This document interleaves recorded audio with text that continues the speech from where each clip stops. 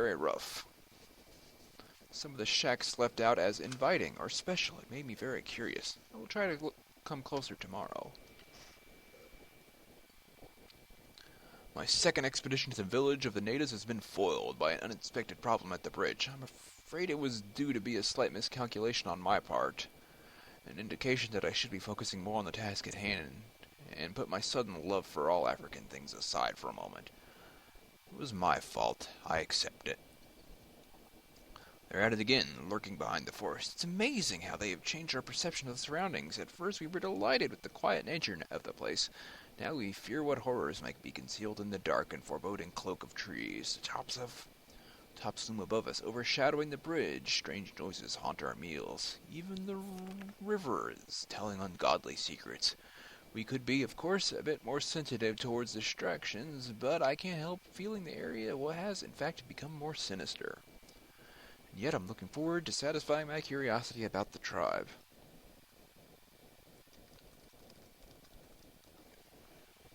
February 24th. Last I found something more about the neighboring tribe. This is an incredible finding. I just can't withhold my excitement.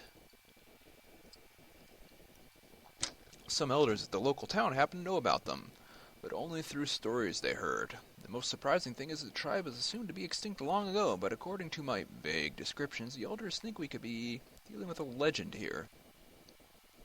Everything they have ever learned about them was during their childhood, when the tribe was stalking into the town, much the same way they have been stalking us. People used to call them Dalam. As such was the sound of the screams echoing late in the night.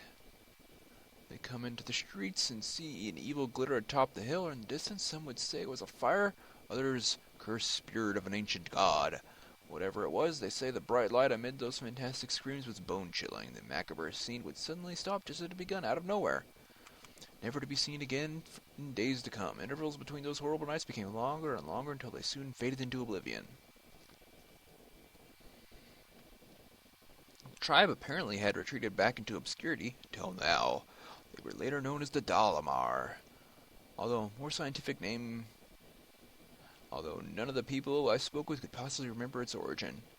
I find it extremely surprising that nobody has ever heard about the tribe with the exception of a few townspeople. They must be incredibly rare, and judging by the stories passed from generations in the town, very old. I will confess I've become nearly obsessed with this strange tribe. I see them as the most prized goal of my appreciation towards all South African things. A dangerous yet irresistible reward. I feel as if they were my discovery. I simply have to study them before leaving. I fear I won't have the chance to ever again. It's become an important goal of mine, even more important than finishing the bridge. Finally, I managed to see them. My God, what a disturbing spectacle! When we arrived, they were moving around in the village very slowly without speaking or communicating with each other, each minding his or her own business, completely alien to the rest of the world. They were filthy-looking, coarse, and downright disgusting. I couldn't see any weapons, but they could have been stored somewhere. It's all very strange behavior in a tribe. They must be quite unique. Then, as if they had suddenly become possessed by some wild spirit, they began shaking spasmodically, screaming like a mad. Some of them dropped to their knees, lifted their heads into the skies, eyes blank and moaning in an indescribable way. Two of them walked away, still in that monotonous, slow manner, and a great contrast to the rest of the scene. Into a shack. Next minute, they brought out into the open an odd-looking mask. Its shapes, colors, and overall look was unsettling, mesmerizing. I felt instantly hypnotized by it.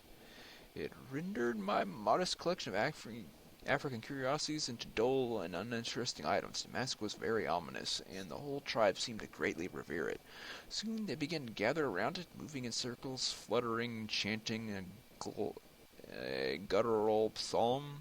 Judging by their emotions and the aspect of the whole ritual, it must have been some kind of war ritual. I'm not sure how to explain what happened next. I feel as if my pulse is already throbbing. Words fail to recount the most disturbing thing I've ever witnessed. One of the male villagers walked in the middle, near the mask, and by his own will, it was almost an automatic act. All of a sudden, the remaining members became silent. I can't tell for how long it lasted, but I was afraid to breathe. I think Dalby and the others were also scared. They wouldn't even blink. We were being soaked wet and expectant, probably with sweat. Sounds so unnatural. Then a few members separated from the circling the mask, jumped on the single villager, beating him to death. To be completely faithful to the event, the small crowd tore him apart. They grabbed his legs in twos and threes, twisted them in a manner I dare not describe. His face was disfigured with their bare fingernails and teeth. The torso soon disappeared under the frenzied tangle of hands. After a few minutes, the villager turned into a red sack of bones. Not one of the attackers had the compassion to snap his neck during the sickening process. It was very methodical. It was just another mundane task. The most terrifying aspect was the victim didn't even cringe. The silence was deep. I could hear his flesh ripping. I would expect any living creature to scream its guts out in such a condition. I can't tell whether he was drugged or half asleep, but I would recognize him dancing like everybody else before walking into the middle of the circle. It's the most outrageous and sadistic sacrifice I've ever heard of. I don't think I'll ever forget what I saw. My intentions of approaching further, even if they didn't have any weapons at hand, vanished. Those creatures, I dare not call them human beings, could have killed the whole company in the blink of an eye with their rage. They seemed to be completely out of themselves and willing to destroy anything intruding into their path. While the images of the sacrifice still haunt my thoughts, I still can't forget that the mask was so deceptively simple and yet perfect in its design. I haven't seen anything like it. I would surely love to take a better look. Villa Dalmar, dangerous as they are, might be the most important little page torn out here. Ethical finding in decades. What I've seen today is crying for some investigation. I can't leave them like that. I would never forget myself. And the mask. That mask. Woo! That was a tale.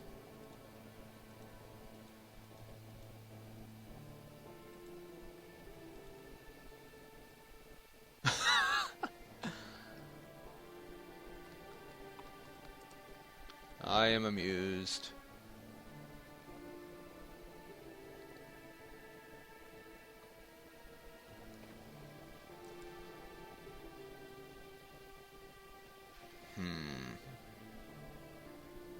Well, nothing there, I suppose.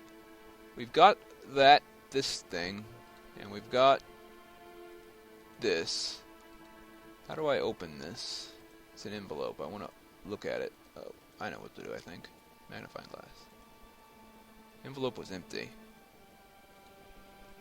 Okay. Never mind then. Whee! That's an old globe.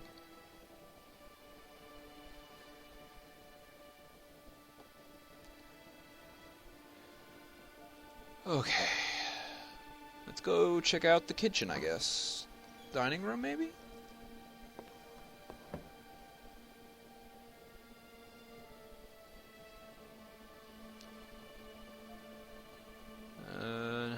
No, we were already in the dining room. We go through the back into the kitchen, which is over here. I think there's a knife somewhere.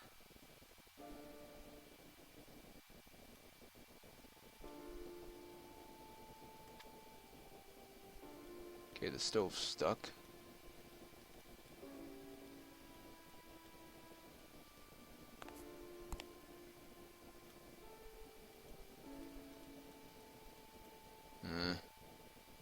Plenty of utensils in the house ready to be used. Oh, hey, there it is. Now we have a knife.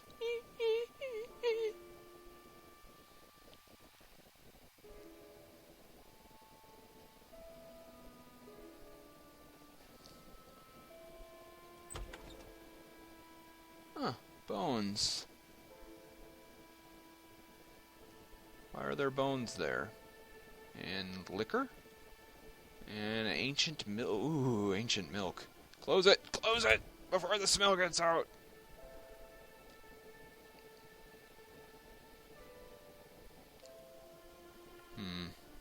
That's quite a mess, too.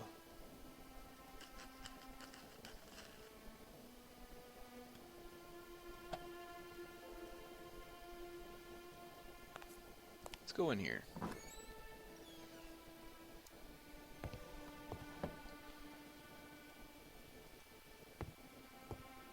What the heck? Taking a bath. Sure.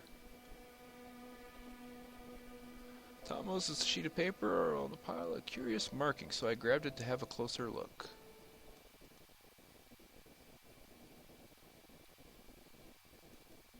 How do I take a closer look at it?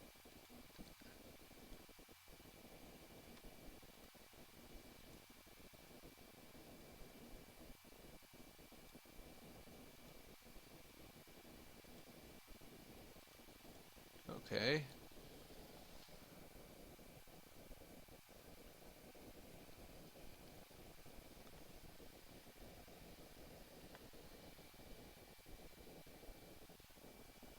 Uh,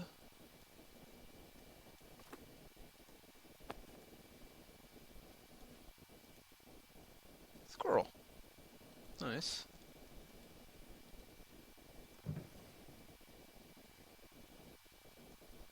Oh, we got a pencil.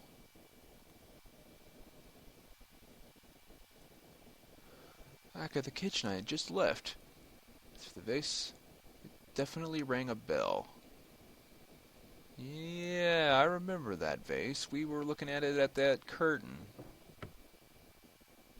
And did you notice that in that picture there was a key on the key ring? Ooh, photos. Love the photography.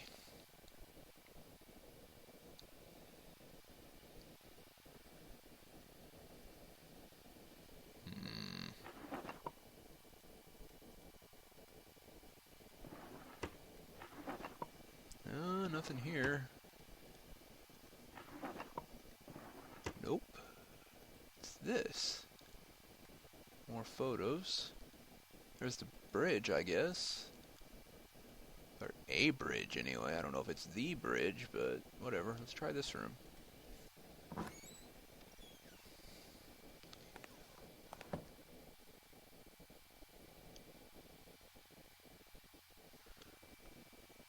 Interesting. That's the fountain out front. Oh, hey!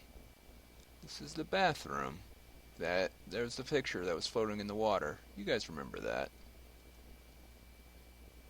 Let's check out all these pictures. Some kind of graveyard thing. There's the house. And then there's 2 cardboard cutouts of people that lived here. I'm a jerk.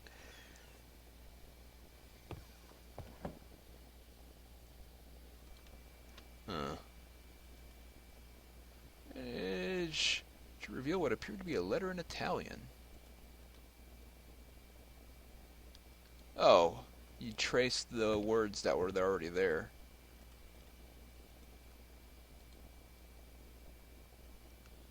Okay.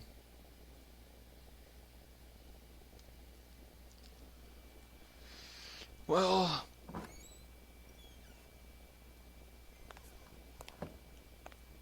this is what the picture was of. Key ring. There was a key on that middle key, and the vase in the hallway was right there. So, clearly, the key fell off the key ring and is in the vase. Of course. See? Right there. And that's... See, close this. Can't see anything because it's dark. Open this. And in there, it's a key. We got a key. Woo, key. What do I use this key on?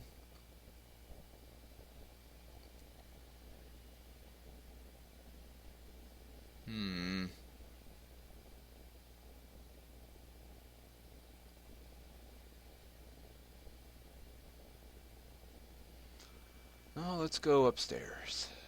I'm just trying to figure out what I need to do next. And these old games, well, it's not really old, but it's based heavily on old things.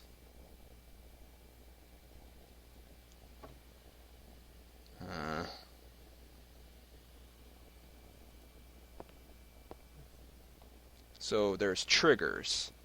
You have to do things in a very certain order.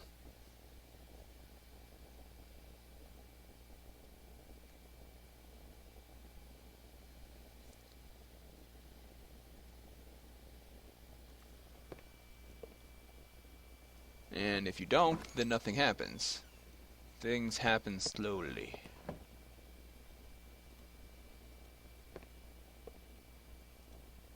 Wait a minute.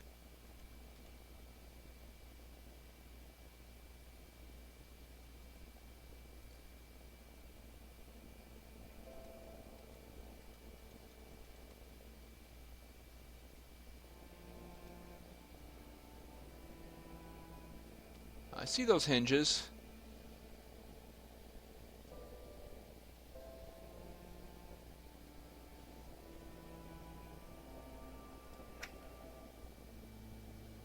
Ah.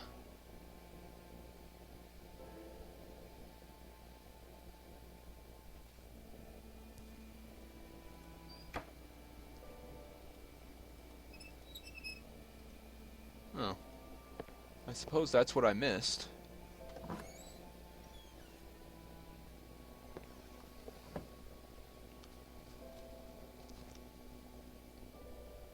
Hmm.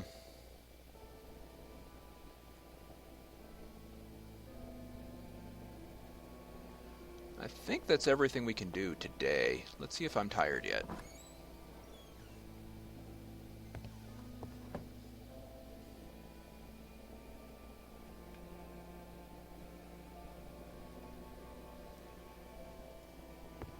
Am I tired yet? Too early to go to bed. Okay, something left. What do I need to do now?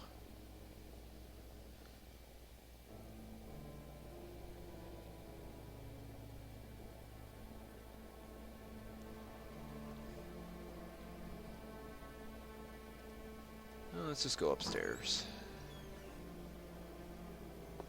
There's a lot to this place, but like I said, it's slow going.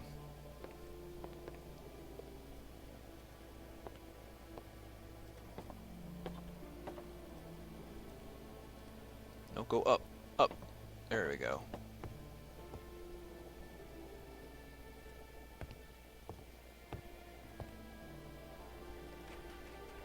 See, on the key, on the other side of the keyhole.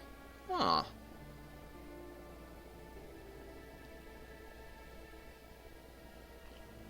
Well, there's a newspaper right there. Let's try the old trick. Paper under the door. And, pencil?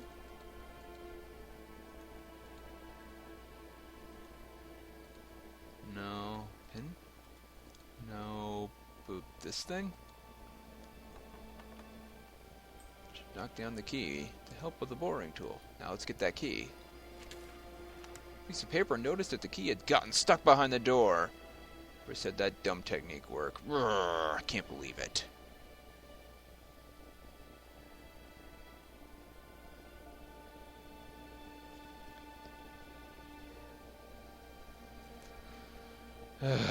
Well, I guess that was worth a try.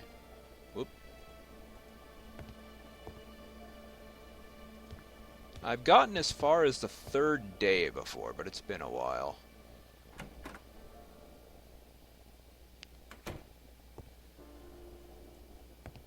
Do I have a more specific date to look for? No. Okay. I already messed with the light. No electricity, so...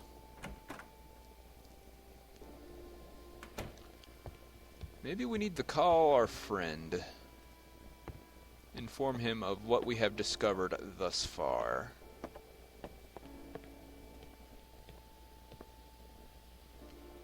Like the lack of electricity. That sounds like a good thing to complain about.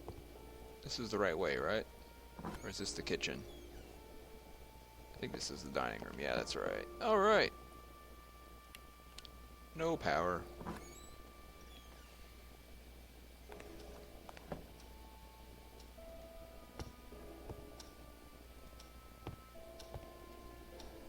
Umbrella. Rather torn umbrella. It's 10 a.m. Time is gonna fly in a second, I think. Jerry. Oh. I guess I didn't need to write those down. Hello? Jerry, it's me. What's up, Michael? Everything seems to be fine, except the lights don't work. No, you don't have to worry. Kind of an issue. To tell you.